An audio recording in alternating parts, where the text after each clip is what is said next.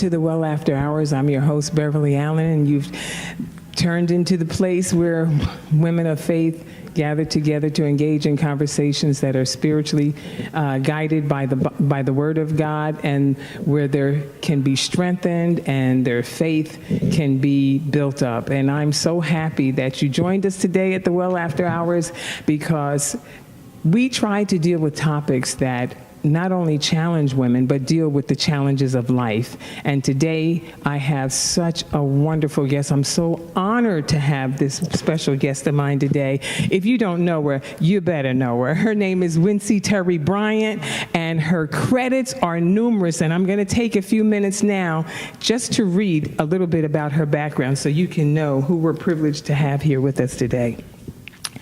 Well, in 2010, Wincey founded Winceyco Books, the publishing arm of her business, which offers full book publishing services to would-be authors. Each year, Winceyco Books turns dozens of writers into published authors. If anybody wants to write a book, you better look her up. I would love to help you realize your dream of authorship by offering you the same exceptional quality of service that I provide for all of my clients. And Wincey is a resident artist for the New Jersey Performing Arts Center, a presenter of art integration assembly programs for the Arts Horizons Agency, and a teaching artist for the National Wolf Trap Early Childhood Professional Development Training Program. A professional singer, Wincey ministers at churches and also performs for other music and entertainment programs and events. She's also the creator of Traffic Jam, a program that uses the arts to educate audiences about human trafficking in our local neighborhoods, and executive director of Nana Babies, nonprofit organization. Wincey was selected to receive the Phenomenal Woman Award by KISS FM for her innovative children's programs. And more recently, she was chosen for Woman of the Year by Zeta Phi Beta Sorority Incorporated for her efforts in raising human trafficking awareness. These organizations produce musically inspired educational programs and promote philanthropic initiatives for underserved populations. Compliments to this work include 2 self-produced inspirational music projects and several educational CDs, DVDs, and children's books. Wincey sits on the New Jersey Coalition Against Human Trafficking. She is also a member of Zonta International, an organization that empowers women through service and advocacy. Oh, the Well After Hours audience, meet Wincey Terry Bryant. Wincey, thank you so much for coming today. I could have gone on. Her credits are really so long, and I'm going to put information that you can go online and check out everything that she's done, because she's doing so much. She's a woman on the move, but she's here today because she's a champion for so many people who don't have a voice when it comes to human and sex trafficking in New Jersey. Wincey, welcome. Thank you, Lady Beverly. Thank you for having me. I so appreciate the invitation. Oh, I'm honored. And I want you to tell the viewing audience, because you have a date coming up, something very important is happening, which is a big reason, too, why we're doing this right now in January 2020. Sure, I'd love to talk about that a little bit. January 11th is National Human Trafficking Awareness Day. So this January 11th falls on a Saturday in 2020, and I'll be hosting an event called Traffic Jam. It's also here on my shirt. The Lord gave me an idea when I learned about human trafficking, a way to raise awareness, because as Lady B said, I'm a professional singer, so I mix with a lot of musicians, and I take a series of arts programs into schools where I hire professional actors. So what we do is we teach the regular school curriculum using the performing arts, because people love music, they love dance, they love drama. The way we learned our ABCs was a song. If I said roses are red, you'd notice say violets are blue. So the Lord inspired me back in 1988 to take that work and take the regular school curriculum, things that kids need to learn, and put them into songs and stage plays. Wonderful. The first program that I did was a Black History play. It's pretty well known now. One of the songs that I created for people to memorize things that were made by a Black man was a song called Inventions. I did it in schools, and teachers said, why don't you put that on a CD? You should put that on a CD so that kids can learn it. Actually, back then it was, why don't you put that on a cassette tape? You know what I mean? Why don't you put that on a cassette tape? When you say that to kids now, they're like, what's a cassette tape? You know what I mean? It morphed into a CD later. But I would go into schools and I would teach children things that were made by a black man. It went like this. We made the super soaker, the almanac, the kitchen table and the bottle cap, electric lamp, coat rack, toilet bowl, hand stamp, the printing press, oil stove, sugar crystal and the cellular phone. And everybody ought to know this. Don't you want to know this? We made the wagon, the cotton chopper, the ticket machine and the door stopper, shampoo, headrest, animal trap, library table, thermostat, the fire escape and the fire extinguisher, the lawn mower, the lemon squeezer, and everybody ought to know this, know this, know this. We made the street sweeper, peanut butter, the rolling pin, the pencil sharpener, refrigerator, the lock, the riding saddle, and the mop, the mailbox, lunchbox, and the swing. Aren't you glad you know these things? 'Cause everybody ought to know this. Aren't you glad you know this? 'Cause these are some of the inventions nobody ever mentions. All these things and many more were made by a black man. Oh, so, goodness. Thank you so much. Oh, wow. I put them in a song, and teachers were saying, you know what, we want to capture that. We want the children to be able to sing that in classes. They could learn a song like this. Just like to memorize, that. it'll take long, but a song? Exactly. And put the rhymes in there. So just syncing up the inventions that rhyme and putting little like words in there. So like the kids are singing little jingles. Yes. And so I put that on a CD. That's awesome. Thank you so much. And then the teachers started calling for other programs. Like, you know what? We love the Black History series. How about something on women's history? How about something on drug awareness? How about something on character education? So then it was a natural progression for me when I learned about human trafficking to take that information and put it up on stage to teach it to students just the way I teach Black history or women's history or drug awareness. Yes. So that's what we're going to be doing on January 11th at my church. So the youth department at my church is hosting us, which I think is awesome. As you know, I've been talking about human trafficking for years now. Way before it was ever popular. Way before it was popular, and now people are finally realizing that it's happening here. Yes. So we'll be doing clips from my live show called Secrets so that people can see all of the entryways into human trafficking. Everybody thinks that it's just abduction and throwing somebody in the back of a van. That's only one of the ways that it's done. So if you are anywhere in the New York, New Jersey metropolitan area, meet me at Deliverance Jesus is Coming Church, 815 Springfield Avenue in Newark from 10 a.m. to 2 p.m. My professional actors will be there, my band will be there, and we're incorporating the kids into the show. So the kids will be acting and performing, and we have a little pizza party contest going on. So young adult groups who want to do science boards could win a pizza party if they clip the articles about human trafficking in this area. Because that's really, we want the kids to do more than witness this show. We want them to participate and be engaged in a way that really has the learning be hands-on for them. So if they check out the newspapers and the internet, they'll see that it's happening here.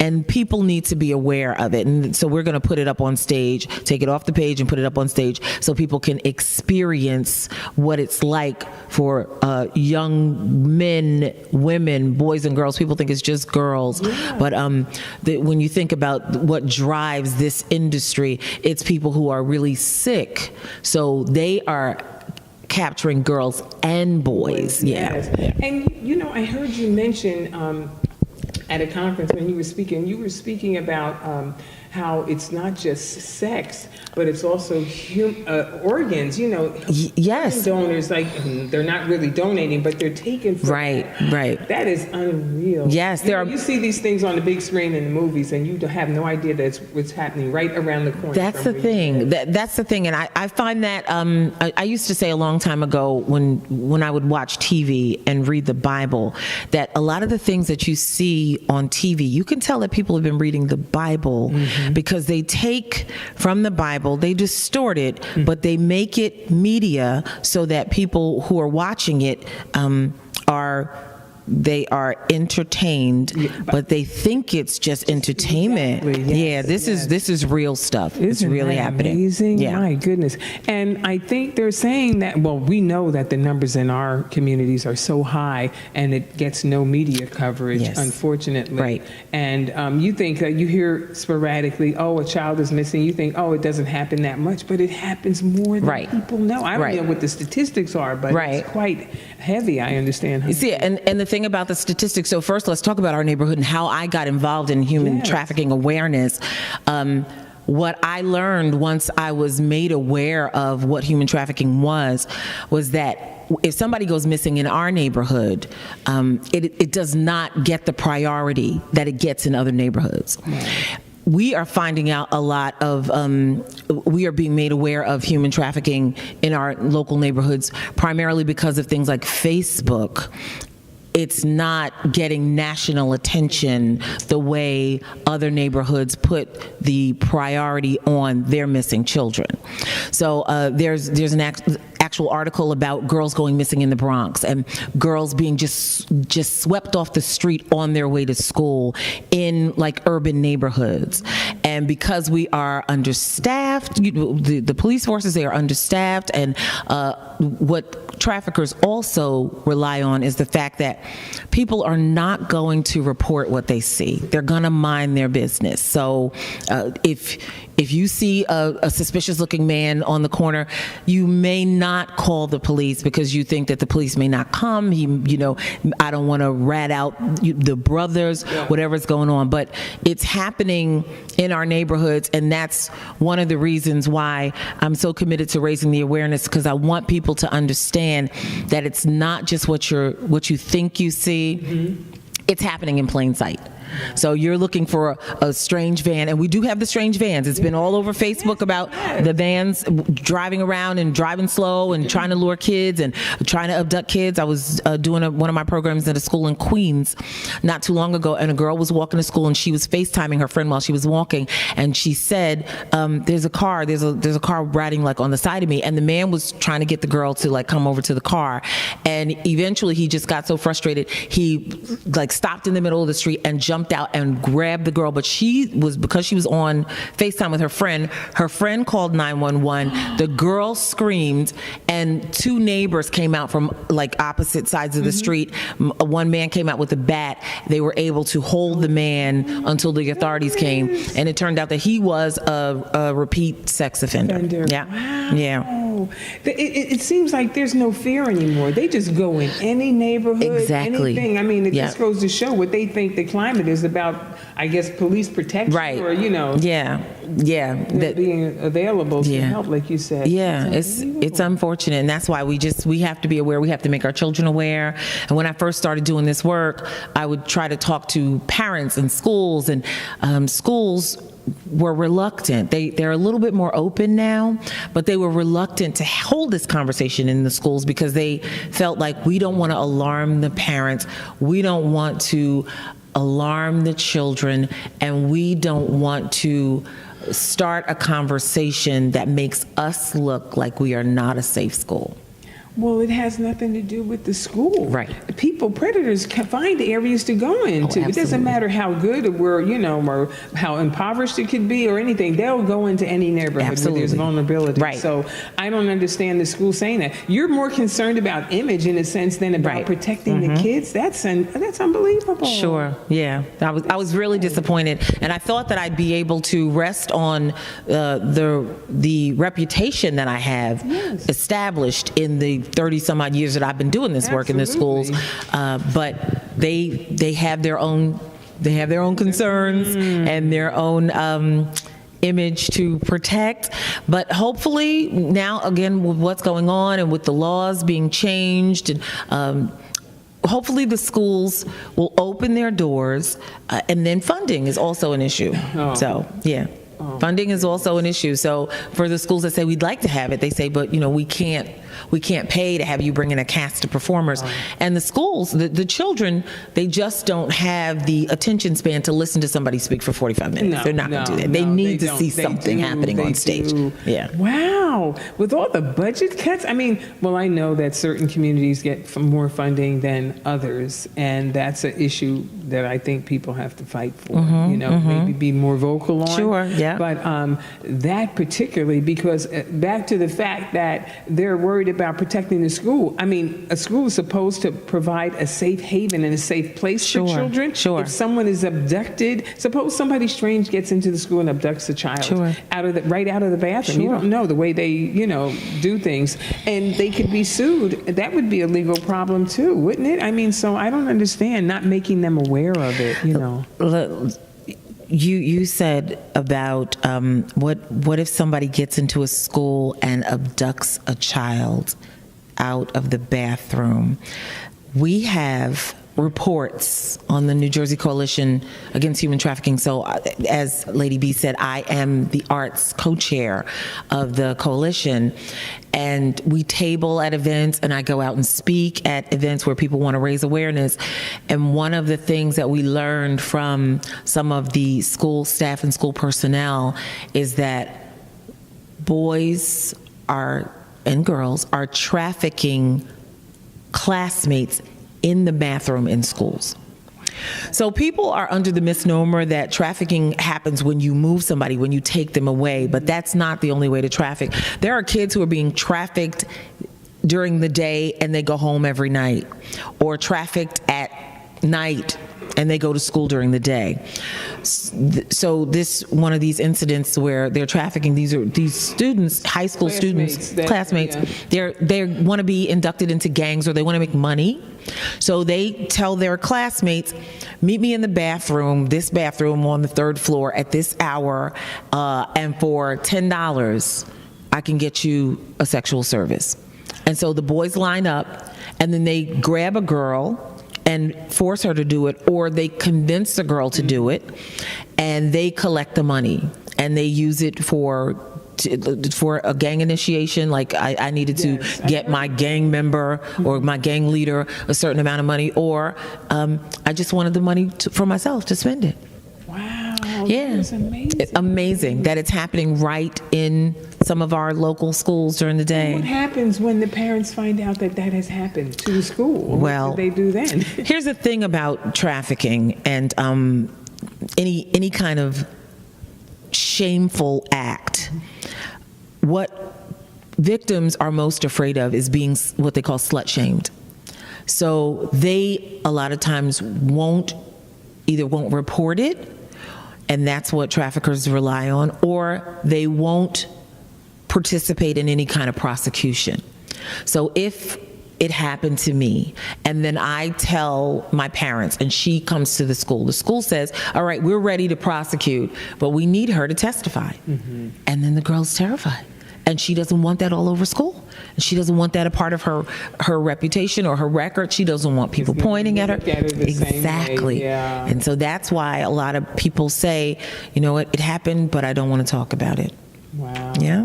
That is really so what are some of the steps that obviously what you've done by organizing, the awareness program at the level that you're doing it is phenomenal. Thank you. And sometimes even still trying to get parents to bring their kids out to this, right, to help them get an understanding of it, to protect them so that they know what to look for. Because like you said, so many times they don't even know what it is or what to look for, or to be aware of. Right. So.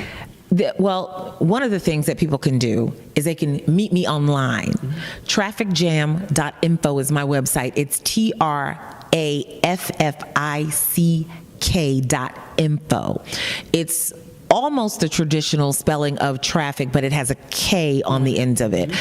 So meet me online. You'll learn what you can do to volunteer, how you can get more information, join my mailing list so you find out all the things that are going on, all of the events that I'm hosting. But don't be afraid to have the conversation.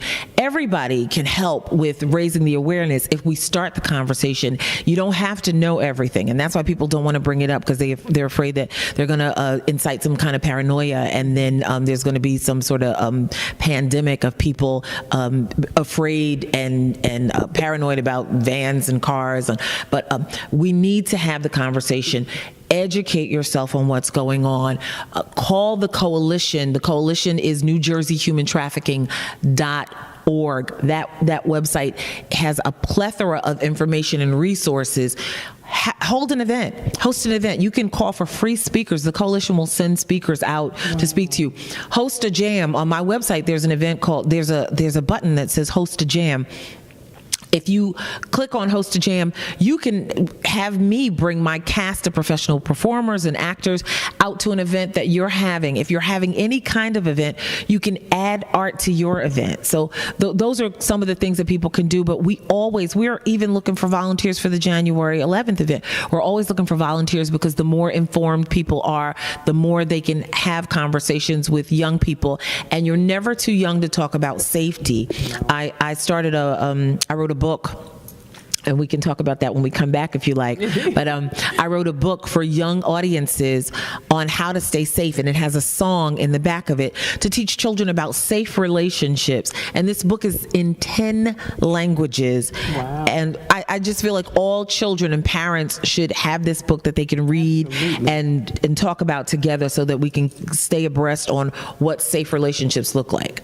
Absolutely. That is incredible. It's so wonderful that you have actually put this, that can go right into the hands of adults and children. Yes. You think about sometimes kids have slumber parties Sure. and things like that. That would be a great time just to talk about it, peacefully, calmly, where the things like that they could learn, even something like that, Sure. like that. It's amazing. And since you're online, they could even maybe turn it online and see for the kids to see.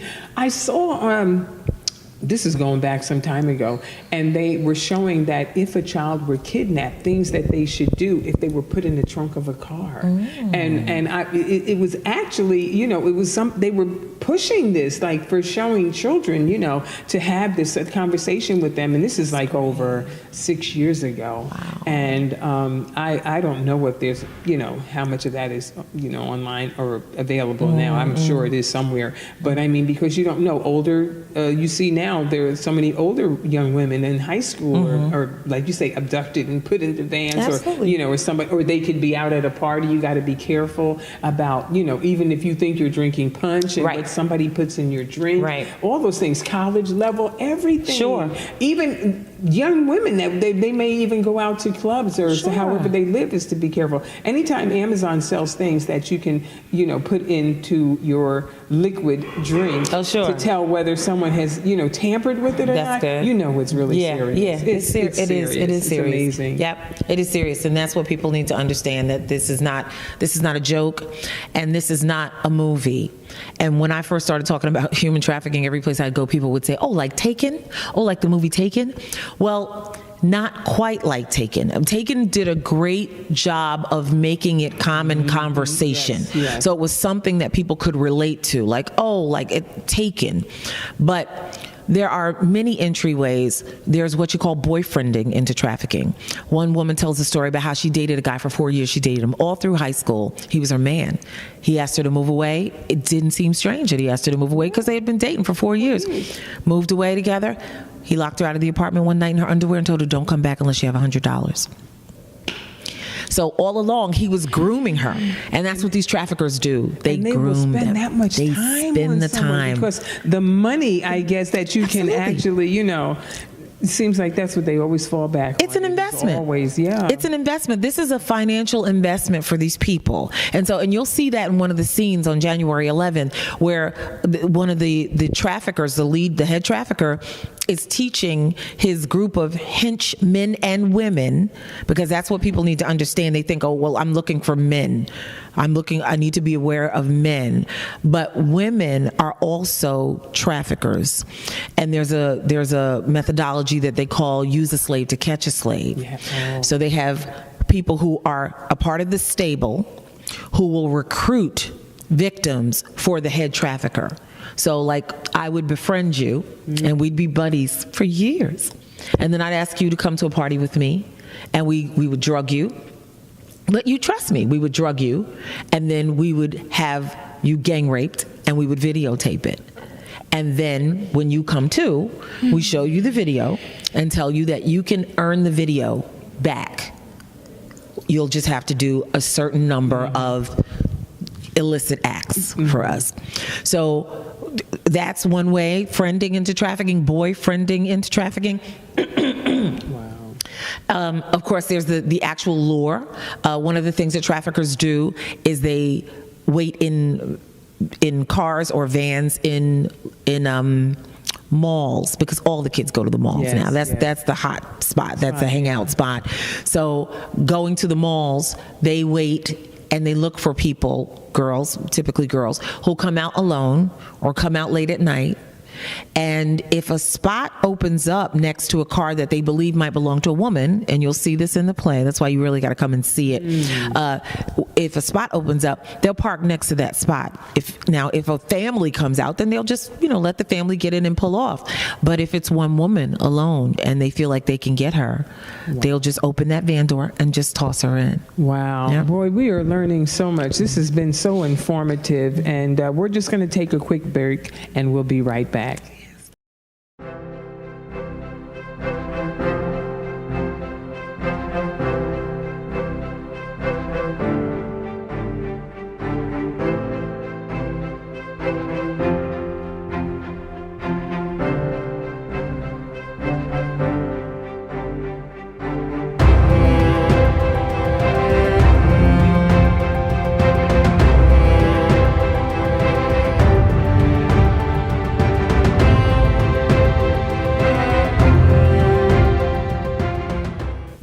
Okay, we're back at the Well After Hours with our special guest, Wincey Terry Bryant, and we have been so well informed, but there's so much more that Wincey can tell us about what's going on in human and sex trafficking that the viewers need to know.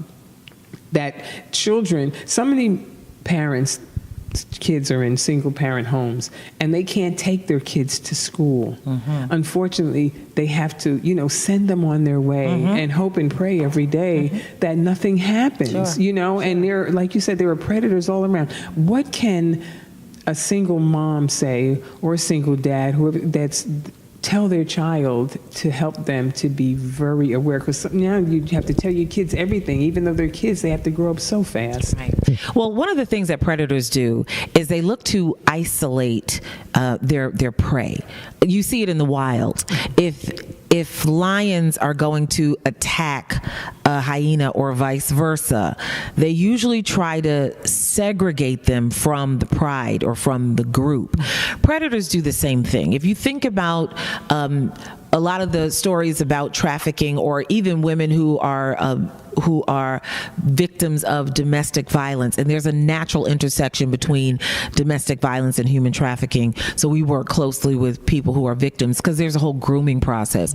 Part of the grooming process is to separate you from the people who you can trust. So if you are a young woman or a young man, traffickers try to establish themselves as the person, as a friend. I'm the only person you can trust.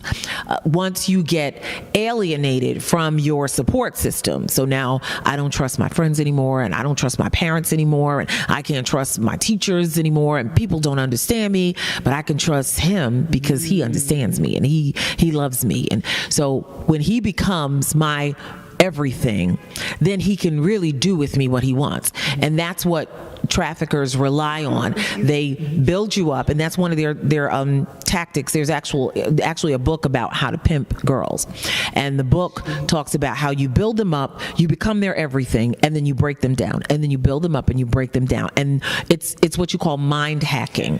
And when I talk to kids in schools, because these babies are digital natives, they come here with the iPhones and the droids in their hands. They understand when I say hacking. When I talk to them about being victimized by traffickers and guys who have them doing things to sell their bodies, or women who have them doing things to sell their bodies, they challenge me on it. Like, well, I'm working because I'm going to get a promotion, and eventually I'm going to be what they call the bottom B. I will be his partner, and I won't actually have to turn tricks anymore. All I'll have to do is find the girls for him. What they don't understand is that what they do is they eventually toss you out into the street when they're done with you.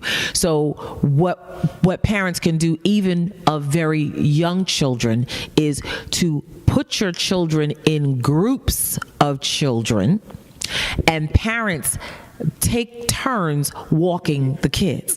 So maybe I can't walk my baby every day, but maybe you can walk them on Tuesdays and I can walk them on Mondays, and we get a group of kids together so the children are never alone, because predators are less likely to target groups of people. They usually target one or two people because they don't want a big commotion. Yeah. If they run into a group and they try to take one kid out the group, you got 5 other kids who are going to run in in different directions and disperse, and somebody's going to go for help. Yeah. So that's my suggestion to parents.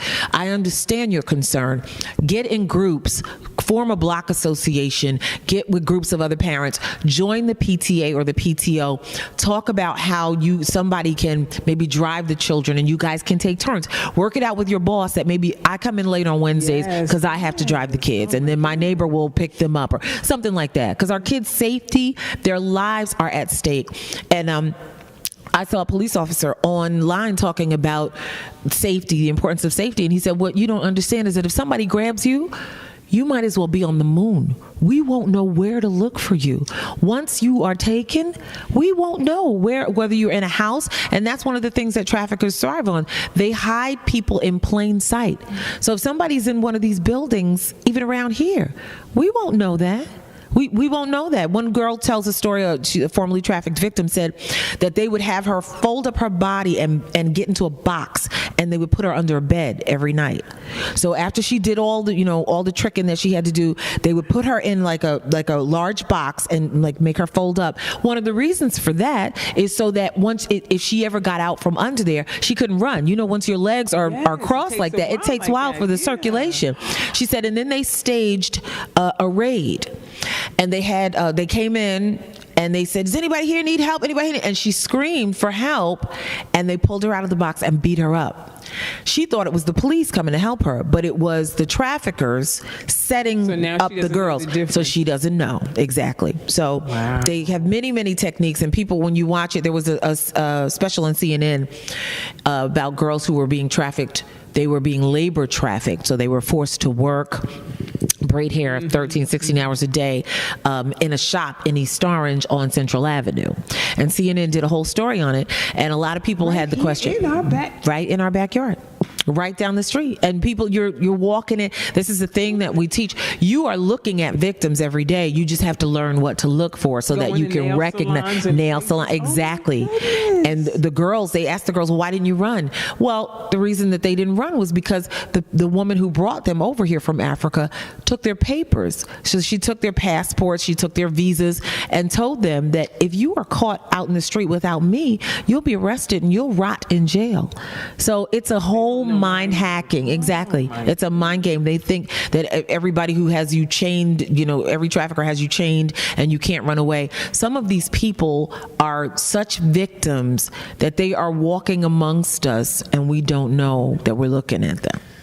And when I think about it, that the church has work to do, because sure. we could be reaching out more. We don't even know that. Right. We are, like you said, we could be we're sitting in salons or hair braiding stations and don't even know it. To look at the age and see how they are, and they can have conversation because someone is there monitoring. Right. It's like you have to watch and see, Yes. and see. We have to be aware. Sure. When we go places. That we could, like they say, see something, say something. Exactly. And everybody needs to learn the human trafficking hotline number. It's actually in this book. We need to learn the human trafficking hotline number so that if you see something, you can say something. I'd like to give the number. Can I give it now? Please. All right. So the national human trafficking hotline number is 888-373-7888. I'll say that again. Yes. Yep. 888-373-7888. And you can also text the word help to Be Free. It's 233-733. So if you're in a situation and you think that there's something unusual about the situation, call for help. It's better that you call and be wrong than not call and be right, and then be sorry that you didn't call. People ask me how I got involved in this work. I'm an alum of Benedictine Academy, which is an all-girls school in Elizabeth, New Jersey, and I was the keynote speaker one year, and they asked me would I come back and speak to the girls, teach them songwriting. That was the year that the Super Bowl was coming to New Jersey. Wow. So when I got there, there's an academia to songwriting. There's a structure. So I said, okay, sure. What's the song about? They say trafficking. I say trafficking. Okay, so I write on the board and I misspell it because I think we're talking about car traffic, like automobile traffic. They say, no, it has a K on it. And I'm thinking, trafficking with a K, never heard of it. Okay, so I'll put it down. I thought it was maybe like a slang, like a new slang word that the kids were making up. I said, okay, all right, now this is the part. So we're going to, the hook of any song is what you say over and over again. So what do we want people to know about trafficking? And they said, it happens here in New Jersey. I said, it happens here in New Jersey. Okay, so I write that down like it happened. What happens here? Okay, now what happens here? We'll use the verses to give the meat of the subject. What happens here? Well, people are victimized every day. People are sex slaves. People are abducted. The youngest person in the system is 2 years old. The oldest person in the system is 76 years old. I'm writing all this down. I'm like, what? Here in New Jersey? So we wrote a song together, and they explained to me why the focus, because I was asking, why are we talking about this now? Is this new? They said, well, because the Super Bowl is coming. And whenever any big event happens in any place, people from all over the world converge upon that city to buy little boys and girls. Not to attend the sports event, but to buy and sodomize and rape little boys and girls. I was so broken and messed up. Now, I'm a performer, so I held it together. But when I got in the car, it took me almost 2 hours to get out of the parking lot. I just leaned over on my steering wheel. I called my husband. I cried. I said, we got to do something. I had never heard of that. I can't believe that. We got to warn people. And that's how I got involved in this work. Oh my goodness. Yeah. Wow. It's once you know, you can never not know. No. Yes. So, that is amazing. Oh my goodness. It really will wake you up. Yeah. Make you, start really looking at things different. You look at children on the street. Sometimes I'm riding, I'm like, I see the child walking in the rain. You almost want to say, Right. You can't. And you can't. And that's the sad thing about it, because you want to be a safe place for children, but now that they have made strangers, there was a time when every adult was a potential safe place. Yes. Now every adult is a potential danger. Yes. And so you can't help the children, but it is scary when I see kids walking and you want to know who they're talking to. When you see children from different countries with people who are, obviously like citizens, you want to know if that is a legitimate situation. It's scary. You see young girls with older men and you want to know, do you really know him, or you know, are you some sort of victim? Should I make a call? It's scary, and New Jersey is a hot spot for human trafficking because we're so close to so many highways and ports. So we're near the seaport, we're near the airports. We have these international airports. We have places down in the Port of Elizabeth where they have those huge pods where you can hide people in pods. And traffickers also know that you can abduct a girl, a boy, a woman, a man, and be in another state in less than an hour. So you can be in New York, you can be in Connecticut, Pennsylvania, Delaware, and traffickers know this, and so they ride the seaboard. They just keep moving these people, and we don't know if the New Jersey State Police should be looking for them, if New York should be looking for them, and that's one of the things that traffickers thrive on, and that's why New Jersey really has a pivotal role to play in helping to raise awareness. Wow. When someone reports immediately that my child didn't come home from school, there's some kind of system in place where they don't do anything until 24 It's supposed to be, it used to be, I believe it used to be 48, and now it's 24, and we are also working to get those things eliminated because the time where you could be in 24 hours with a kid. You've given them, carte blanche. Absolutely. Just get away in time. Right. Yep. Wow. Yeah. Timing is everything. Timing is everything. If we could act quickly, and even with these, we have these devices, and I am an advocate of the devices that help you surveil situations. So if you have a special video camera or a video doorbell at home, and you can set those things up in your home so you can watch your children if you can't be there. But there was recently, you saw that, right? The whole big thing exactly. That people can hack right into. They can hack into those systems. So even that is just, it's so. What we're talking about, if you didn't happen to see it, was that the Ring doorbell was hacked by some predator who had been apparently talking to and watching a young girl in her bedroom, and he was trying to convince her that he was Santa Claus. And so that, of course, is a concern. I always tell parents, you need to see who your children are talking to, because with this media, the way it works, all of these media devices are two-way devices now. So people can hack into these devices, and your kids think they're playing an innocent game, some video game with one of their friends, when they don't know that they're actually playing with an adult or they're talking to a stranger. And this police woman was a part of a sting operation where she posted a picture of herself as an 11-year-old girl on Instagram, and she said that she got 9 hits within 60 seconds of grown men tweeting or sending her pictures, so inboxing her pictures of their lower body parts uncovered, watching them do things to themselves, commit sexual acts to themselves, thinking that they're talking to an 11-year-old girl, telling her, I want to be your boyfriend. We can be Instagram boyfriend and girlfriends. It's when we trust each other and you can tell me anything. And then I'll give you things to do, like it'll be just like you sucking your thumb, but I'll show you other things that you can do as long as you know how to suck your thumb. You'll know how to do this. So yeah, and these are grown men talking to who they think is an 11-year-old girl. I remember one of the, in fact, I remember when my grandson was young, and my great-nephew, I had them sit down and watch a documentary. I think it was ABC that did it, where they had a house set up, and they had a young woman. She was really grown, but she looked like a little girl. Yes. And she had been dealing with them, and they were coming to the house. Yes. That was amazing. I saw that. Yes, and I sat down and watched with them and was telling them, I said, see, and there was every person from every walk of life. You could think of lawyers, doctors, pastors, priests, rabbis, all these people. I mean, it was unbelievable. Right. Unbelievable. Yep. And that's the thing that people need to know, because they think that they're looking for a big, burly, brawny, like man, when you might be looking for a sweet, little old lady who's a recruiter.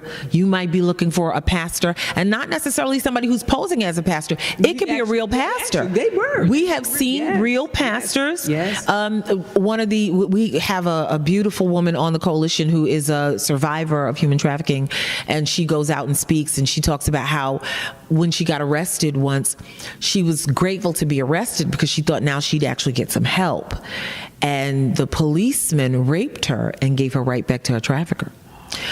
So it's so important, parents, for you to have a relationship with your children where they feel that it is safe to talk to you about anything, because any kind of evil thrives in secrecy. That's right. You know, that's right. It thrives in secrecy, and that's what these traffickers depend on. And that's one of the reasons why I wrote this book. When we talked about human trafficking, one of the things that I noticed was that nobody was talking to the early childhood population. Wow.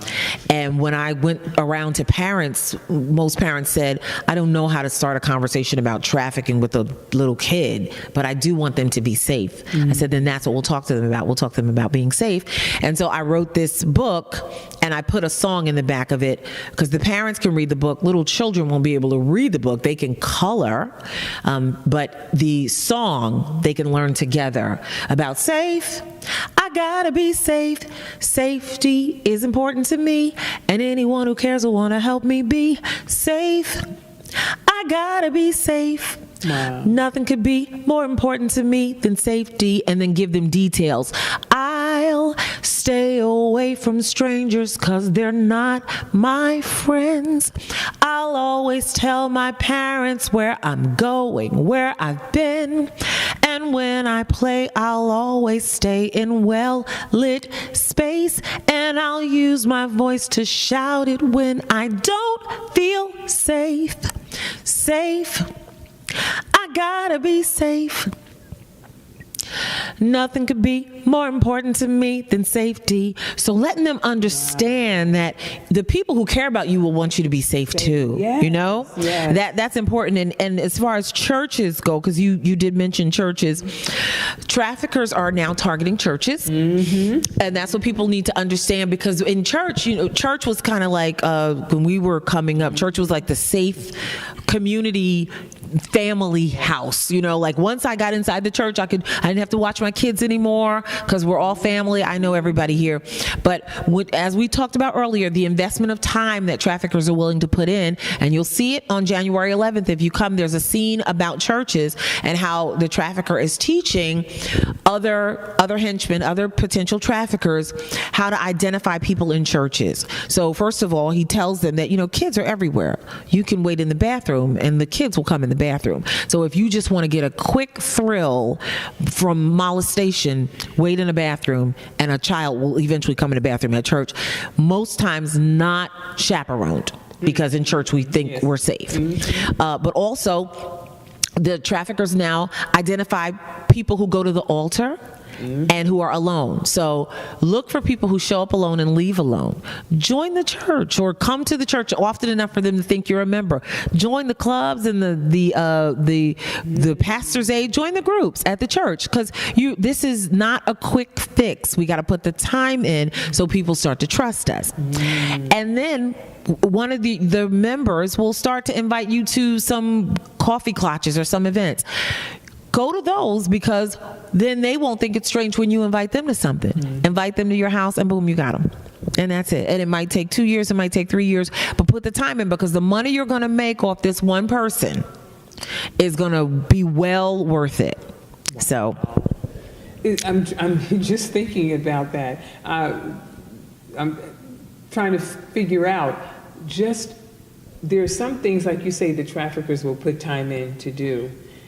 I'm trying to figure out, what is it that they won't do that that you could say, okay, if I invite them here and they don't, you know what I mean? People don't want to be around, like, they always say, well, the enemy doesn't want to he doesn't want to spend time at the altar praying. He doesn't really want to, there's some things consistently that they just don't do. Sure.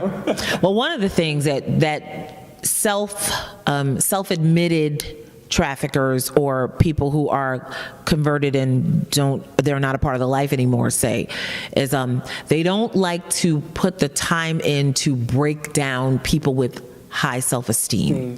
So if you have a healthy self-esteem, and that's another caveat for parents, to build your children up and encourage them, so that when they get a compliment from a stranger, it's not foreign for them, and they're not so desperate for it. Because traffickers say one of their techniques is that they walk through the mall, and if they see a girl and they say, "Oh, you're so pretty," and she says, "Thank you," and she keeps walking, he says, "Well, that's not my victim because she has some self-esteem. It would take too long to break her down." But if I see a girl and I say, "You're so pretty," and she says, "Oh, you think so? Well, my eyes are too close together, my nose is big," he says, "That's my girl. I can work on her because she doesn't have self-esteem." So that's one of the things that they like to avoid. Yeah, you probably won't catch them praying at the altar, right? They probably won't be there for long periods of time. Exactly. They probably won't be there tarrying. But it's another burden on the pastor because you don't even know. I mean, look at how many altar boys and things in church that have happened. It's not.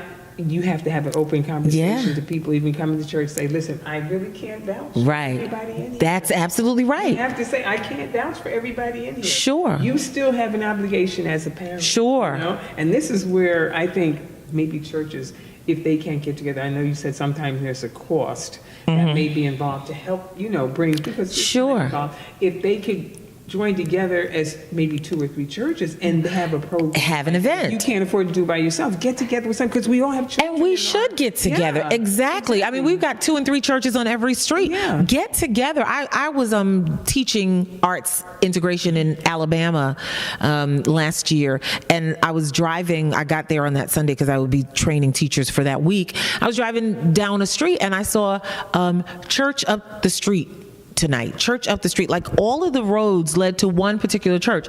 So apparently they amalgamate their services periodically and they all have church together.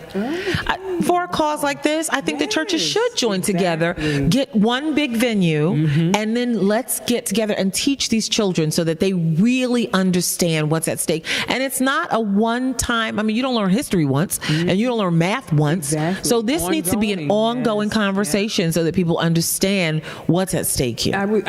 I think I saw it on Facebook where there was a pastor in Irvington who said to his congregation, because of this very thing happening, that we need to make sure that our women are getting to their cars safely. Yes. And that our children are. And he made that statement and said, for the brothers to make sure that they're walking, you just have to make sure you have the right brother walking. Sure, right. Right. He's aware of that. And trying to make the congregation actually aware of that. Yes. So that something can be done. My bishop does that. So again, I go to Deliverance Jesus is Coming in Irvington, and Bishop James H. Everett makes sure that the gentlemen do not leave the parking lot till all the ladies have gone. Awesome. Yeah. Wow. Yeah. Well, I tell you, this has just been so informative and such a blessing to have you here today. Thank you for having me, Lady Beverly. Leave the door open, my sister, to say whenever you want to come back. Thank you. I appreciate that. Because I will be back. We can't talk about this enough. You can't. We can't. Yeah, I appreciate that open door. Sometimes if you can't do a lot, do something. Yeah, you can do something. That's everybody can do something. Yep. Start the conversation. Hearing it, will make them aware of it. So I thank you for being with me. Thank you for having me. Taking time to come to the Well After Hours. Yes. And I'm going to put information online at the end of this program that you'll be able to know how to contact Winceyco and see, what you can do to bring her to your group or your sessions, or provide some type of venue where she can really do the awareness program that she has, because she has so much to offer, really so much to offer. You won't be disappointed. I'm telling you, the children will love it and the adults will be so happy. And you'll feel better to know that you actually did something. You did something to try to help and make people aware of it. So we're going to put the dates for the upcoming conference. What is it? January 11th. Yep, January 11th, 2020, 10 a.m. to 2 p.m., Irvington, New Jersey, 815 Springfield Avenue. Okay, wonderful. So look for it, and also look for the Well After Hours every Thursday, 7:30 p.m. on Facebook and on YouTube. And thank you for being with us today. And we look forward to seeing you again next time, okay? Thank you. Bye-bye. Bye-bye.